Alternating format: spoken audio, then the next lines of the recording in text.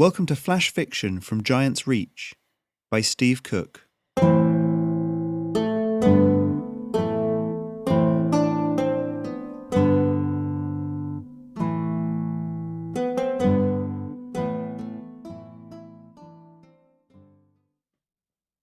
Life here has been pretty hectic recently. I had a black belt grading a week ago, which was successful, and I've been setting up for that for a while. We've had to go car shopping, and we've been doing all sorts of bits and pieces around the house and things like that. And as a result, I haven't wanted to do any sort of long-term series bits of flash fiction. Sometimes it's nice just to do a scene or a moment out of someone's life, just kind of a character portrait or a scene portrait, a little bit of world building. This is a story like that, and I hope you enjoy it. If you are enjoying it, please play it to someone else. The best way I can spread the fiction I do is by word of mouth. Thanks very much.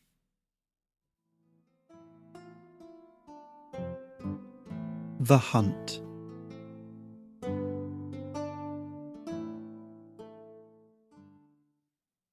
Justine wheeled herself along the corridor, trailing her father in her wake. "Justine, please," he puffed. "Slow down." For a moment she looked back, feeling the challenge rise, but he looked genuinely tired. Old, in fact. The bags under his eyes were more pronounced these days, the grey in his hair a little less well disguised.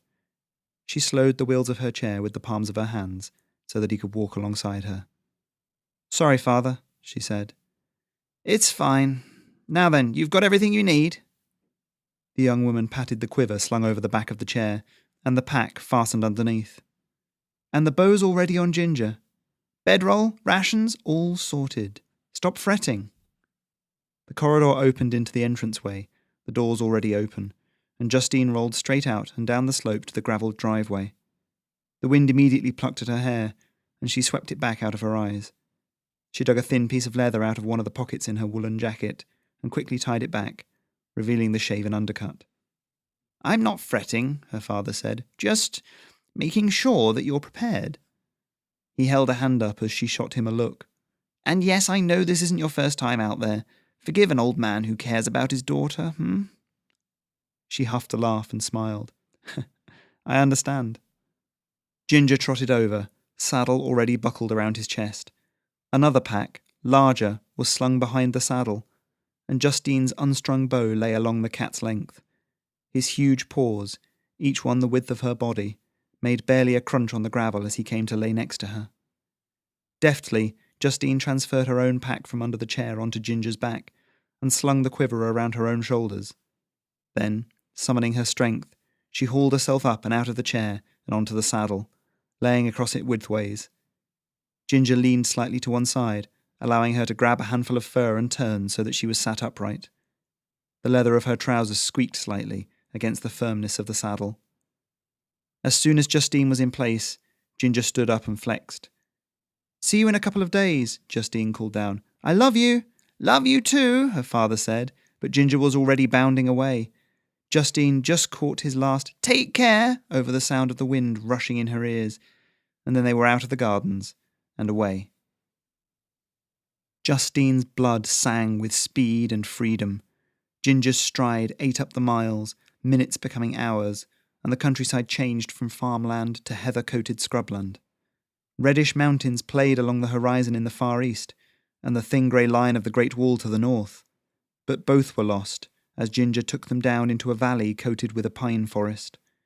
His pace slowed to a trot, and Justine unslung her bow from its holster, stringing it as she scanned the undergrowth. It was curved above and below the hand grip, no longer than her own torso and made of nut-brown wood. She ran her fingers lightly over its smoothness as they passed into the forest, Ginger's pace slowing to a hunting crawl. His ear flicked, whiskers forward, and Justine knocked an arrow, holding it loosely. Nothing moved. No sound that Justine could hear. And after a moment, Ginger shook his head. Needing no urging, he continued on. Underfoot, much of the ground was brown needles, the air thick with the smell of pine and mould. "Northern campsite," Justine murmured, and Ginger nodded. He changed direction slightly, taking them around a thicket of brambles that clung on despite the larger trees.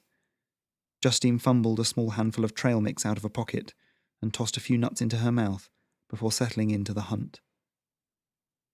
For an hour or more there was almost no sound in the forest. Birdsong echoed oddly from time to time, and once a woodpecker's rattle sounded, but for the most part only their own quiet breathing and the tiny crunch of Ginger's paws broke the tranquility. His ear flicked again, and this time he swung his head around. Justine brought her bow up, eyes roving. It was a deer, only a fawn perhaps, russet head down as it cropped at the grass in a small clearing. Justine raised the bow, still not drawing the string back, as Ginger stalked closer. The deer looked up, around, and both cat and hunter froze. Justine's heart pounded so loudly that she was sure it could hear her.